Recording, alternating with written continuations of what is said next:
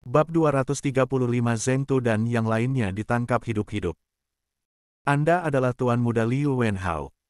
Tian Fuhai bertanya dengan hati-hati. Liu Wenhao mengangguk. Tian Fuhai menghela napas lega dan berkata dengan senyum, maka Anda benar. Nama putri saya adalah Tian Rou, dan saya adalah ayahnya Tian Fuhai. Sepupunya adalah Tian Yi. Terakhir kali Tian Yi pulang, dia ingin membawa saudara perempuannya Tian Rou ke ibu kota untuk menikah dengan Anda. Meskipun saya tidak tahu apakah pernikahan itu sudah terjadi, tetapi karena telah disepakati, seharusnya saya boleh memanggil Anda menantu terlebih dahulu, bukan? Namun, plak, Liu Wenhao mendekati Tian Fuhai dan menamparnya di wajah. Dia berkata dengan merendahkan, kamu pikir kamu siapa? Bagaimana kamu berani memanggil saya paman? Sejujurnya, Tian Rou adalah menantu yang disiapkan ayah saya untuk adik bodoh saya.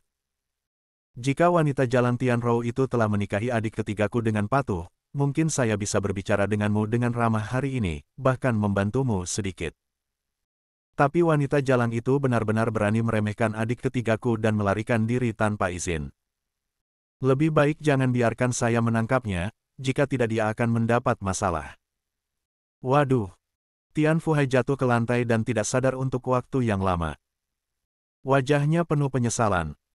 Alasan mengapa dia setuju membiarkan Tian Yi membawa Tian Rou pergi adalah karena dia ingin Tian Rou tidak memiliki kekhawatiran tentang makanan dan pakaian untuk sisa hidupnya dan hidup dalam kemewahan. Pada saat yang sama, dia juga ingin membangun hubungan dengan Menteri Keuangan dan Pendapatan untuk mencari perkembangan bagi keluarga Tian mereka. Bagaimanapun juga, dia menikahi putra sulung Menteri Keuangan dan Pendapatan dan menjadi istrinya yang sah. Mungkin dia akan diberi gelar nyonya dengan dekret kekaisaran di masa depan. Namun, saat putranya terus menanamkan padanya sifat baik Zhao Ping, Tian Fuhai secara bertahap menyesali tindakannya. Daripada berpegang pada naga kuat yang jauh, lebih baik berteman dengan ular lokal di dekatnya. Setidaknya jika dirinya mendapat masalah, dia bisa menyelamatkan saya tepat waktu. Sehingga menghindari situasi yang sulit dikendalikan saat ini. Tetapi ketika dia melihat Liu Wenhao muncul di Provinsi Donghai, Tian Fuhai menghidupkan kembali harapannya dan merasa bahwa keputusannya sebelumnya adalah benar. Menantu datang untuk mengunjunginya secara langsung. Jika berita tersebar, itu juga akan membawa sedikit kemuliaan baginya. Akibatnya, Liu Wenhao pergi ke toko kain desa Siping untuk mengundi hadiah selama 5 hari, tetapi tidak ada yang memperhatikannya. Dia diundang ke sini hari ini dan dipanggil sebagai menantu, tetapi Liu Wenhao tidak tahu siapa dia. Titik kuncinya adalah bahwa putrinya dipaksa menikah dengan orang bodoh, adik ketiganya. Liu Wenhao bahkan menamparnya di depan umum. Pada saat ini, Tian Fuhai tahu bahwa dia benar-benar salah. Dia berusaha sebaik mungkin untuk memuji orang lain, tetapi sayangnya, mereka sama sekali tidak menganggapnya serius.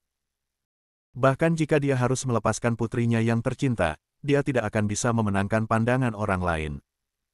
Kabur adalah pilihan yang baik, sangat baik. Tian Fuhai mengagumi kecerdasan putrinya.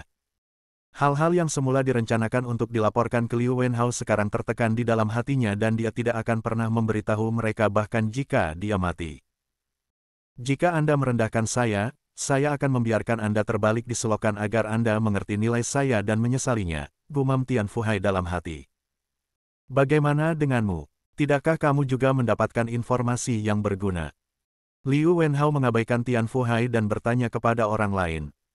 Mereka adalah pengawal dan pengikut yang datang dengannya. Mereka semua tertarik pada prestasi tuan muda yang mengambil undian selama beberapa hari terakhir dan tidak berniat untuk menanyakan berita sama sekali. Tentu saja, mereka tidak bisa menjawab itu. Kalian memang kumpulan sampah. Liu Wenhao mengutuk dan berkata, tampaknya saya tidak bisa mengandalkanmu.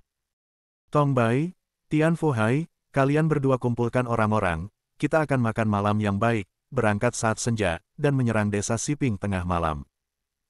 Meskipun saya tidak tahu bagaimana kerjasama antara keluargamu dan desa Siping berlangsung. Tetapi selama kita memiliki cukup banyak orang, maka kita dapat secara paksa merebut resep anggur akasia. Bahkan jika kita gagal merebutnya, kita masih bisa membunuh Zhao Ping. Tanpa dia bisa terus menyuling anggur akasia, kediaman keluarga Liu memiliki persediaan anggur akasia paling banyak saat ini, jadi mereka seharusnya bisa mengungkap resep anggur akasia terlebih dahulu. Saat itu masih belum bisa menghentikan keluarga Liu dari menghasilkan keuntungan besar.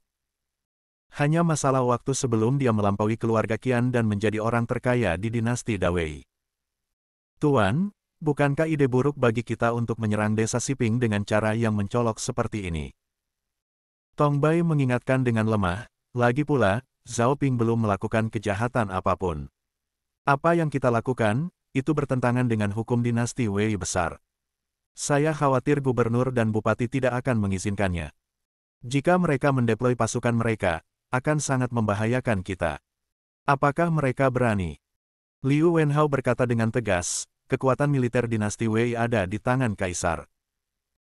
Meskipun mereka tersebar di kota-kota, provinsi dan kabupaten, kota prefektur, dan ibu kota negara bagian, ada pejabat militer provinsi, kabupaten, pejabat militer prefektur, dan komandan militer dari Departemen Komando untuk mengirim dan memerintahkan mereka.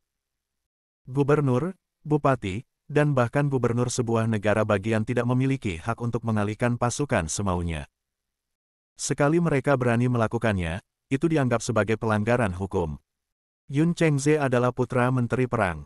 Dia mungkin melakukan kunjungan pribadi atas nama ayahnya kali ini. Jika ada yang berani memobilisasi pasukan secara pribadi, Yun Chengze memiliki hak untuk menjatuhkan hukuman kepada mereka terlebih dahulu dan melaporkannya kemudian. Yun Chengze, apakah saya benar?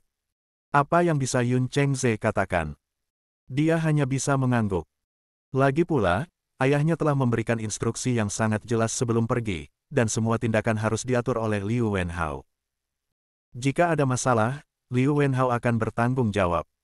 Jika ada prestasi, terutama dalam hal kekuatan militer, kontribusi ayahnya pasti akan menjadi yang terbesar. Mungkin putra yang tidak disukai ini akan dilihat berbeda oleh ayahnya. Semuanya, mari bertindak. Perintah Liu Wenhao, berkumpul sebentar lagi. Tapi saya akan menjelaskannya. Jika salah satu dari Anda membocorkan berita, jangan salahkan saya atas kekejamannya. Saya akan menyita properti Anda dan memusnahkan keluarga Anda. Ya baiklah. Semua orang mengangguk dengan tergesa-gesa dan pergi untuk mempersiapkan diri. Dengan kata lain, itu disiapkan oleh Tong Bai dan Tian Fuhai. Liu Wenhao bertanggung jawab atas keluarga Tong Bai, sementara Yun Chengze dikirim untuk mengurus pihak Tian Fuhai. Bahkan jika Tian Fuhai ingin berbuat curang, dia tidak akan memiliki kesempatan. Tetapi dia tidak khawatir. Bahkan orang-orang seperti mereka akan dihalangi dari pergi ke desa Siping, apalagi Liu Wenhao memimpin sekelompok besar orang, sebagian besar dari mereka adalah orang asing. Saya takut begitu mereka meninggalkan kota Donghai, berita itu akan tersebar ke desa Siping. Manusia terkumpul. Keluarga Tong Bai mengirim lebih dari 70 pelayan, masing-masing dilengkapi dengan senjata. Bahkan Liu Wenhao mengenakan baju besi. Beberapa tokoh penting seperti Tong Bai juga mengenakan baju perang kain. Ini seperti pasukan kecil. Tian Fuhai penuh dengan napas berat ketika melihat ini. Lagi pula, keluarga Tian hanya mengirim lebih dari 30 pelayan, hanya sekitar 10 di antaranya yang membawa pedang, dan sisanya memegang alat pertanian. Ini sangat berbeda dari keluarga Tong. Tampaknya dia telah masuk ke dalam jajaran keluarga besar di provinsi, tetapi dia masih tidak bisa dibandingkan dengan 4 keluarga yang sangat berakar itu. Saya harap Zhao Ping bisa siap dan menghancurkan keluarga Tong. Keluarga Tian mereka akan mengisi kekosongan ini. Semua orang makan malam di rumah Tong, istirahat sejenak, dan menunggu senja untuk diam-diam meninggalkan kota Donghai. Namun, gerbang kota ditutup, jadi Liu Wenhao mengayunkan pedangnya dan membunuh tentara yang menjaga gerbang, dan memaksa jalan keluar kota. Berita itu tentu saja sampai ke telinga Gubernur Peng Yue. Saat ini, Peng Yue masih membahas rencana masa depan dengan wakil sekaligus penasihatnya, Guan Yongning. Mendengar berita itu, dia meminta saran wakilnya. Wakil gubernur tidak menolak tanggung jawabnya. Setelah berpikir sebentar, dia menemukan solusi. Memanggil perwira dan prajurit untuk keluar dari kota untuk mengepung dan menumpas pemberontakan. Jangan mengklaim bahwa Anda pergi untuk menyelamatkan Zhao Ping. Katakan saja bahwa Anda melihat sekelompok besar prajurit memaksa jalan keluar kota untuk menyakiti rakyat jelata, dan gubernur hanya mengirim pasukan untuk mengepung dan menumpas para perampok itu. Tentang siapa perampoknya. Sudah gelap gulita, siapa yang bisa memberi tahu? Bahkan jika kejadian itu terjadi, tidak ada yang bisa menghukum gubernur karena memobilisasi tentara secara pribadi. Setelah tiba di desa Siping, sembunyikan terlebih dahulu dan jangan terburu-buru bertindak. Jika desa Siping tidak bisa melawan, kita akan maju untuk memberikan bantuan tepat waktu. Jika desa Siping bisa meraih kemenangan mutlak, kita juga perlu maju untuk menambahkan gula di atas kue. Singkatnya, tujuan menjalin persahabatan dengan Zhao Ping sampai mati tetap tidak berubah. Mo Wensing juga mendapat berita dan segera mengumpulkan tim. Dia khawatir sesuatu terjadi pada Tuan Muda Mu Jianzhang. Qian Tu juga mendapat berita, tetapi dia hanya mengirim orang untuk memantau perkembangan dengan cermat dan menonton pertarungan dari pinggir lapangan pertempuran. Bagaimanapun juga, tidak ada yang datang dari keluarga Qian, jadi tidak mudah baginya untuk membuat keputusan sendiri. Bagaimanapun juga, tidak peduli apa hasilnya, itu tidak akan mempengaruhi bisnis bank di seluruh dinasti. Di pabrik desa Siping, Mu Jianzhang sedang memandang Zheng Tu dan kenalan lainnya yang terikat di depannya, wajahnya penuh dengan kejutan. Kalian, kenapa kalian semua ditangkap? Mu Jianzhang sangat paham dengan jelas tentang efektivitas tempur puluhan orang ini dan mereka seharusnya tidak akan memiliki masalah untuk menembus tim 1000 tentara.